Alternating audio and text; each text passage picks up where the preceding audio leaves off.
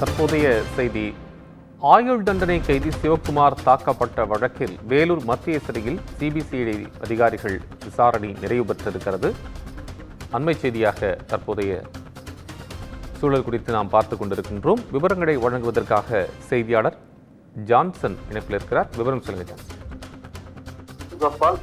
வேலூர் மத்திய சிறையில் கிருஷ்ணகிரியை சேர்ந்த ஆயுள் தண்டனை கைதி சிவக்குமார் தாக்கப்பட்டு தனி சிறையில் அடைக்கப்பட்டு கொடுமைப்படுத்தப்பட்ட விவகாரம் தொடர்பாக சிபிசிஐடி போலீசார் வேலூர் சிறையில் டிஐஜி ராஜலட்சுமி உள்பட 14 பேர் மீது 5 பிரிவுகளிற்கு வழக்கு பதிவு செய்யப்பட்டுள்ளது. இந்த நிலையில் நேற்று சேலம் மத்திய சிறையில் கைதி சிவக்குமாரிடம் விசாரணை நடைபெற்ற நிலையில் இன்று காலை முதலே வேலூர் மத்திய சிறையில் வேலூர் சிறைத்துறையினர் கூடுதல் கண்காணிப்பாளர் உட்பட 13 பேரிடம் விசாரணை நடைபெற்று வந்தது. அதாவது இந்த விசாரணையை சிபிசிஐடி எஸ்பி வினோத் சந்திரா தலைமையில் DSP Sasidharan, Vellore CBCID inspector Indira மற்றும் 13 பேர் விசாரணை மேற்கொண்டுள்ளனர்.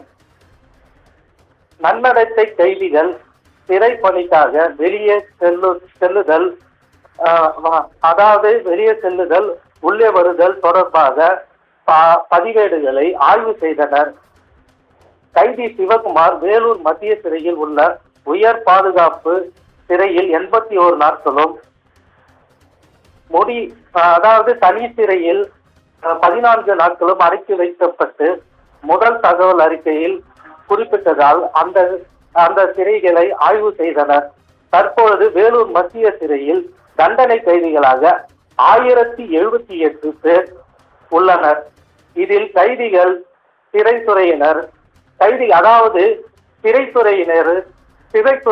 கைதிகளுக்கு பெட்ரோல் பங்கில் 15 பேர் வேலை செய்து வருகின்றனர். உணவகத்தில் 5 பேரும், சிறை தோட்டத்தில் 8 பேரும், சுமார் 48 பேர் நன்னடத்தை கைதிகள் பணியில் ஈடுபட்டு வந்தனர். இது சிறைத்துறை விதிக்கு உட்பட்டது. நன்னடத்தை கைதிகள் சிறை வளாகத்தில் உட்பட பகுதிகளில் மட்டுமே ஈடுபட வேண்டும். அந்த வகையில் சிறைத்துறை டிஐஜி வீட்டில் பணியில் ஈடுபட்டது சட்டத்திற்கு புறம்பானது என்பது குறிப்பிடத்தக்கது. மேலும் காலை முதல் மேற்கொண்ட விசாரணை 8 மணி நேரத்துக்கு பின்பு நிறைவடைந்தது. சிபிசிஐடி அதிகாரிகள் புறப்பட்டு சென்றனர். கோபால், உங்கள் விவரங்களுக்கு நன்றி ஜான்சன்.